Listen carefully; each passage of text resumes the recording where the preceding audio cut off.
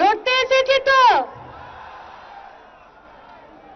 আর গোটা রাজ্যের যে মাঠে ওরা রাজনীতিকে নিয়ে বলেছিল খেলা হবে, সেই মাঠের दखल जिम्मेदारी से लेने के लिए आए हैं।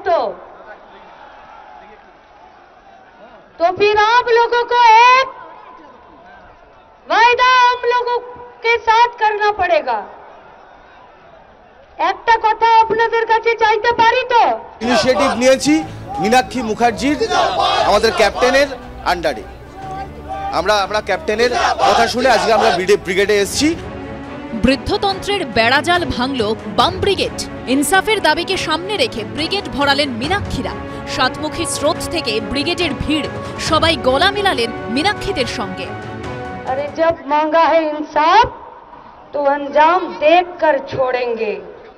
जान भी अगर देना पड़े तो संघर्ष से पीछा नहीं छोड़ेंगे।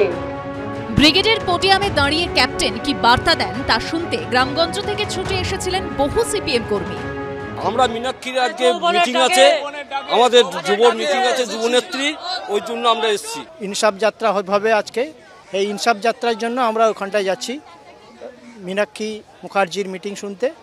আমরা যাতে পশ্চিমবাংলায় সব দুর্নীতি, চোর এসব মুক্ত হয়, তার জন্য আমরা লড়াই করছি। আর বাপ মায়ের হাত ধরে যখন ব্রিগেডে এসে লড়াইটা করতে শিখেছি, তখন আমাদেরকে এটা কেউ শেখায়নি যে ব্রিগেডের মাঠে আর রাজনীতিটা করতে গেলে চোরেদের বাড়িতে জন্ম নিতে হবে। রাজনীতিটা করতে গেলে 25 আর 75-এর ভাগ বাটোয়ারা করতে হবে। কেউ শেখায়নি, শিখিয়েছে পাশের জনের হাত ধরতে হবে আর এগিয়ে যেতে হবে।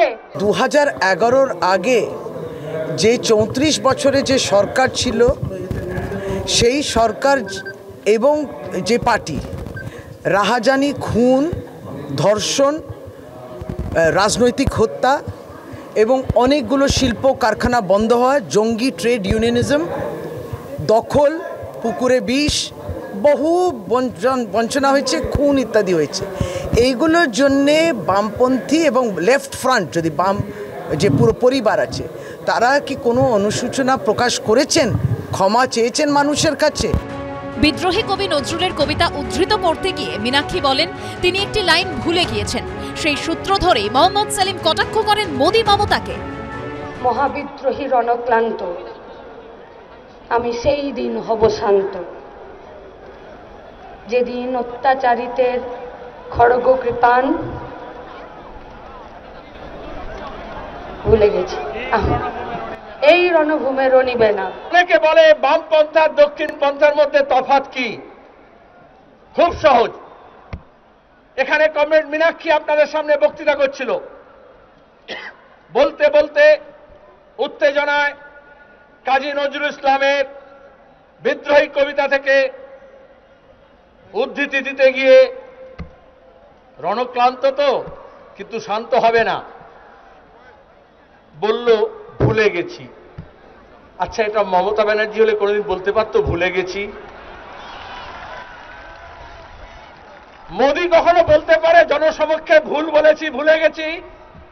কোন দক্ষিণপন্থী, কোন স্বৈরতন্ত্রী, কোন ফাসিস্ট কখনো ভুল স্বীকার করে না। ব্রিগেড কাঁপানোর পর সমাবেশ শেষ হতে সেই মীনাক্ষী মুখোপাধ্যায়কেই দেখা গেছে সঙ্গীদের নিয়ে ময়দান পরিষ্কার করতে। উজ্জ্বল মুখোপাধ্যায়, রুমা পাল ও হিন্দোলদের রিপোর্ট, এবিপি আনন্দ।